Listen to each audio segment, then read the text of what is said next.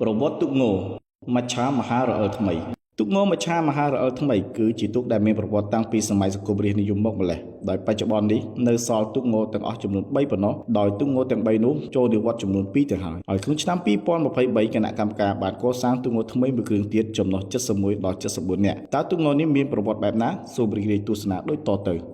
ជំរាបសួរពុកម៉ែបងប្អូនស្វាគមន៍ការវិលត្រឡប់អំពីការនិទាននៅប្រវត្តិទុកងជាមួយខ្ញុំបាទ Admin Claret បងប្អូនកុំភ្លេចជួយចុច follow ដើម្បីទទួលបាននៅវីដេអូថ្មីៗដែល Admin នឹងធ្វើជារៀងរាល់សប្តាហ៍ទុកងមច្ឆាមហារអិលគឺជាទុកដែលស្ថិតនៅវត្តសោភណពេជ្ររាមហៅវត្តបាព្រៃភូមិបាព្រៃឃុំព្រៃចង្ក្រានស្រុកស៊ីធរកណ្ដាលខេត្តព្រៃវែងមូលហេតុនៃការកកើតទុកងថ្មីនេះដោយសារតែការប្រកួតនៅក្នុងឆ្នាំ2022បានយកទុកងសុចច្បងទី2ចំណុះ68នាក់ទៅប្រណាំងនៅក្រុងតាខ្មៅទទួលរងនៅភាពបរាជ័យហើយដោយសង្កេតឃើញថាទុកងនេះចាស់ទៅហើយមានអាយុកកើតក្នុងឆ្នាំ2000ជាស្នាដៃរបស់ជាងទ្រីវ័នរហូតមកដល់ពេលនេះគឺមានអាយុជាង20ឆ្នាំទៅហើយមិនអាចស៊ូជាមួយទុកងគេទៀតបានទេក៏មានគណៈកម្មការវ័យក្មេងឈ្មោះលោកជីច័ន្ទអេងលោកបាននិយាយនៅពេលប្រកួតចប់នៅក្រុងតាខ្មៅនោះថានឹងរកបច្ច័យកសាងទុកងថ្មីមួយគ្រឿងទៀតសម្រាប់អ្នកស្រុកភូមិលេងបន្តទៀតបើទោះបីជាដឹងថាមិនងាយស្រួលនោះទេព្រោះទុកងធ្វើនីមួយៗគឺចំណាយច្រើនតែគួរឲ្យភ្ញាក់ផ្អើលចូលមកដល់ដើមឆ្នាំ2023ថវិកាដែលប្រមូលពីអ្នកភូមិនិងអ្នកនៅក្រៅស្រុកបានចំនួនជាងពាក់កណ្ដាលនៃថ្លៃទូកបាត់ទៅហើយដោយដែលគេធ្លាប់ល្បីពិតមែនថាអ្នកស្រុកបាព្រៃចង់កសាងវិហារបានវិហារចង់កសាងសាលាឆាន់បានសាលាឆាន់ហើយចង់កសាងនៅទុកងថ្មីគឺបាននៅទុកងថ្មីនេះគឺជាកម្លាំងសាមគ្គីរបស់អ្នកភូមិស្រុកបាព្រៃក្រោយមកគណៈកម្មការទុកងទាំងអស់បានទៅជួបជាមួយនឹងជាងទ្រីប៊ុនហៅដើម្បីនិយាយអំពីការកសាងទុកងដោយក្រុមបញ្ចប់ឲ្យបានមុនរដូវភ្ជុំដោយតាមផែនការក្រុងទុកងនេះបានបញ្ចប់ធ្វើរួចរាល់ 100% ទូនេះមានចំណុច71ដល់74នាក់ហើយធ្វើឡើងដោយជាស្នាដៃរបស់ជាងទ្រីប៊ុនហៅពេលដែលយកទុកនេះមកដល់ស្រុកភូមិក៏បានអុំថ្វាយកំពុងចំនួន3ជើងនិងបានលើកយកដាក់បង្កងដើម្បីត្រៀមឡើងគំនូត្រៀមទៅប្រកួតនៅខេត្តព្រៃវែងចូលមកដល់ការប្រកួតនៅខេត្តព្រៃវែងគឺជាលើកដំបូងដែលទុកងមច្ឆាមហារអិលមកប្រកួតហើយក៏ជាលើកទី1ដែលទុកងមច្ឆាមហារអិលប្រកួតលើផ្ទៃបឹងដែលមានលំនឹងទឹកការប្រកួតថ្ងៃទី1ជើងទី1និងជើងទី2មច្ឆាមហារអិលបានប៉ះជើងនឹងទុកង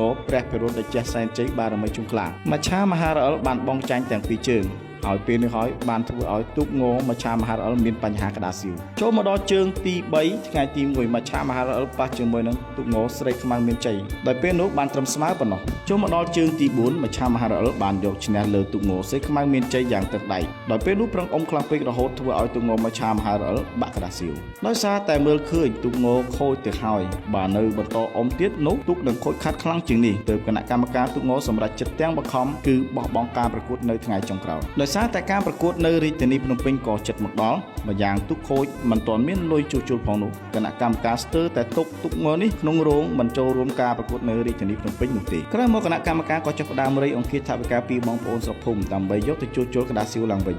ក្នុងនោះគ្រួសាររបស់លោកអ៊ំជីប៉ែបានចូលរួមនៅថវិកាមួយផ្នែកធំនៃក្តារស៊ីវនេះហើយបានយកមកជួសជុលឡើងវិញរួចរាល់ទាន់ពេលវេលាការប្រកួតនៅខេត្តព្រៃវែងគឺជាមេរៀនដ៏ធំមួយសម្រាប់ចំណុះទុកងមច្ឆាមហារអិលក្នុងការមិនចូលរួមបង្ហាត់ហើយក៏ជាឆ្នាំដែលទុកងមច្ឆាមហារអិលចាប់ផ្ដើមបង្កើតនៅកម្មវិធីបង្ហាត់នៅចំណុះទុកក្រោយការវឹកហាត់នៅចំណុះទុកគឺយើងបានសង្កេតឃើញថាទុកងមច្ឆាមហារអិលគឺចាប់ផ្ដើមមានទម្រង់នៃការរត់ស្រួលឡើងវិញដោយមានរបៀបនៃការអុំត្រឹមត្រូវនិងមានកម្លាំងខ្លាំងជាងមុនការប្រកួតនៅរាជធានីភ្នំពេញបានចូលមកដល់ដោយថ្ងៃទី1មច្ឆាមហារអិលប៉ះជាមួយទុកងមនីសសវណ្ណតេជោសែនជ័យកាលនោះឈ្នះទាំងពីរជើងថ្ងៃទី2ទុកងមច្ឆាមហារអិលត្រូវប៉ះជាមួយនឹងទុកងចម្ពូវ័នសុខាមានរិទ្ធឈ្នះមួយជើងម្នាក់ថ្ងៃទី3ទុកងមច្ឆាមហារអិលត្រូវប៉ះជាមួយទុកងកែវពេជ្របុព្រឹកសែនតេជះឈ្នះមួយជើងម្នាក់សរុបជាលទ្ធផលនៅការប្រកួតរាជធានីភ្នំពេញទុកងមច្ឆាមហារអិលឈ្នះ4ជើងចាញ់2ជើងទទួលបានចំណាត់ថ្នាក់លេខ1ក្នុងផែនអមបរោះក៏ជាពានរង្វាន់ថ្មីមួយសម្រាប់អ្នកភូមិបាព្រៃក្រោយខកខានលើកពានជាង10ឆ្នាំបាទសូមអរគុណពុកម៉ែបងប្អូនសម្រាប់ការតាមដានទស្សនាវីដេអូនេះពីដើមរហូតដល់ចប់បើសិនជាមានពាក្យពេចន៍លឺលួសខ្វះខាតដោយប្រការណាមួយក៏សូមអធិស្ឋានដល់រូបខ្ញុំបាទផង